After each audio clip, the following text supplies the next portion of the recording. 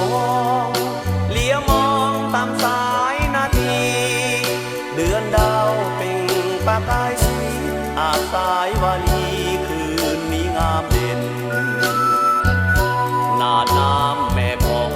งเพื่อทองตามสายลมเย็นภูมิใจเมื่อได้แลเห็นเราถือเป็นความสุขหัวใจ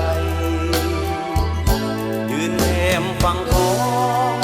ปกป้องเขตน้ำแดนดินชีวิตคนลาวบ่สิ้นคืนแผ่นดินนี้ยังบ่หายเพื่อปีทุกภูที่แสนหักได้อยู่เย็นสุขสันต์เพื่อแม่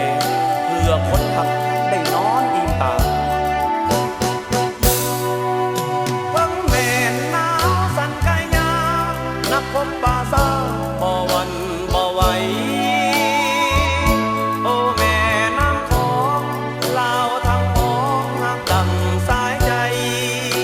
น้ำของนาวันเย็นใสลองไหลไปตามแสงสว่างหากภูผีมาร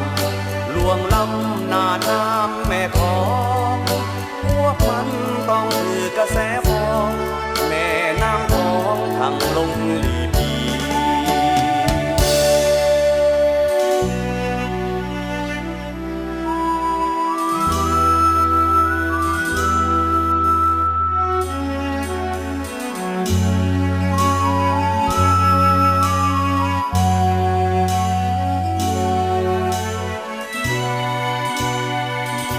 ยืนแถมฝั่งของปกป้องเขตน้ำแดนดินชีวิตคนลาวบ่สิ้น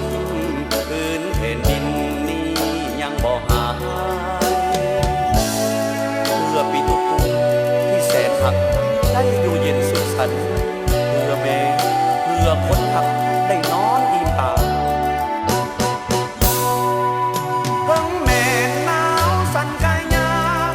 พบป่าซาบ่หวั่นบ่ไหวโอ้แม่น้ำของลาวทั้งพ้องหักดังสายใจน้ำของนับวันเย็นใสลองไหลไปตามแสง